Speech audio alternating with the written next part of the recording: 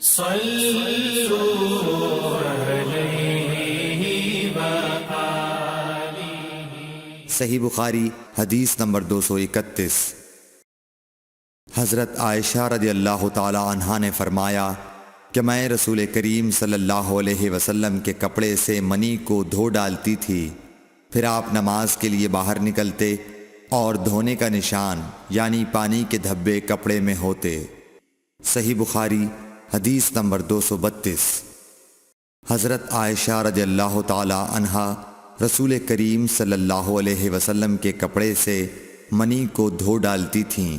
وہ فرماتی ہیں کہ پھر کبھی میں ایک دھبا یا کئی دھبے دیکھتی تھی۔ صحیح بخاری حدیث نمبر 233۔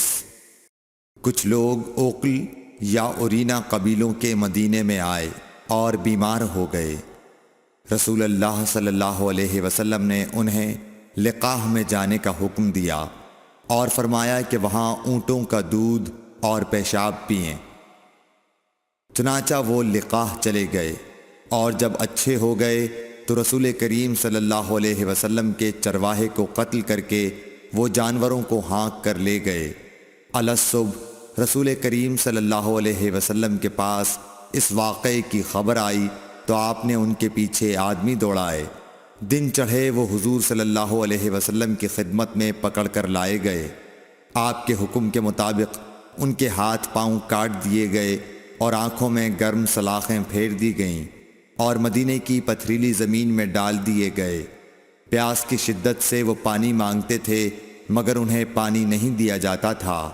ابو قلابہ نے ان کے جرم کی سنگینی ظاہر کرتے ہوئے کہا کہ ان لوگوں نے چوری کی اور چرواہوں کو قتل کیا اور آخر ایمان سے پھر گئے اور اللہ اور اس کے رسول سے جنگ کی۔ صحیح بخاری حدیث نمبر 234۔ رسول اللہ صلی اللہ علیہ وسلم مسجد کی تعمیر سے پہلے نماز بکریوں کے باڑے میں پڑھ لیا کرتے تھے۔ صحیح بخاری حدیث نمبر 235۔ رسول کریم صلی اللہ علیہ وسلم سے چوہے کے بارے میں پوچھا گیا جو گھی میں گر گیا تھا۔ فرمایا اس کو نکال دو اور اس کے آس پاس کے گھی کو نکال پھینکو اور اپنا باقی گھی استعمال کرو۔ صحیح بخاری حدیث نمبر 236۔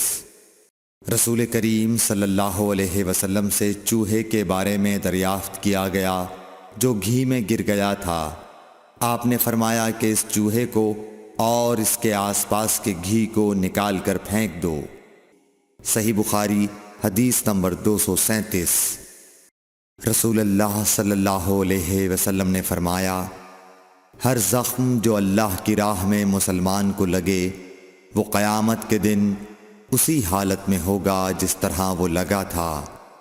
اس میں سے خون بہتا ہوگا جس کا رنگ تو خون سا ہوگا اور خوشبو مشک کی سی ہوگی۔ صحیح بخاری حدیث نمبر 238۔ رسول کریم صلی اللہ علیہ وسلم نے فرمایا کہ ہم لوگ دنیا میں پچھلے زمانے میں آئے ہیں مگر آخرت میں سب سے آگے ہیں۔ صحیح بخاری حدیث نمبر 239۔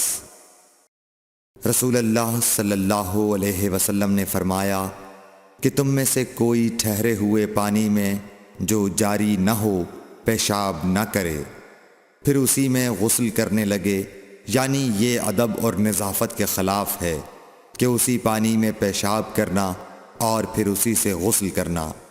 صحیح بخاری حدیث نمبر 240۔ ایک دفعہ رسول کریم صلی اللہ علیہ وسلم کعبہ شریف میں سجدے میں تھے۔ ایک دوسری سند سے رسول اللہ صلی اللہ علیہ وسلم کعبے کے نزدیک نماز پڑھ رہے تھے اور ابو جہل اور اس کے ساتھی بھی وہیں بیٹھے ہوئے تھے، تو ان میں سے ایک نے دوسرے سے کہا کہ تم میں سے کوئی شخص ہے جو قبیلے کی جو اونٹنی ذبح ہوئی ہے اس کی اوجڑی اٹھا لائے اور لا کر جب محمد صلی اللہ علیہ وسلم سجدے میں جائیں تو ان کی پیٹھ پر رکھ دے۔ یہ سن کر ان میں سے ایک سب سے زیادہ بدبخت آدمی اٹھا اور وہ اوجڑی لے کر آیا اور دیکھتا رہا۔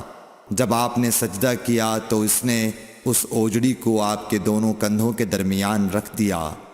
عبداللہ بن مسعود کہتے ہیں میں یہ سب کچھ دیکھ رہا تھا مگر کچھ نہ کر سکتا تھا، کاش اس وقت مجھے روکنے کی طاقت ہوتی۔ عبداللہ کہتے ہیں کہ وہ ہنسنے لگے اور ہنسی کے مارے لوٹ پوٹ ہونے لگے، اور رسول اللہ صلی اللہ علیہ وسلم سجدے میں تھے، بوجھ کی وجہ سے اپنا سر نہیں اٹھا سکتے تھے، یہاں تک کہ حضرت فاطمہ رضی اللہ تعالی عنہا آئیں اور وہ بوجھ آپ کی پیٹھ پر سے اتار کر پھینکا۔ تب آپ نے سر اٹھایا، پھر 3 بار فرمایا یا اللہ تو قریش کو پکڑ لے۔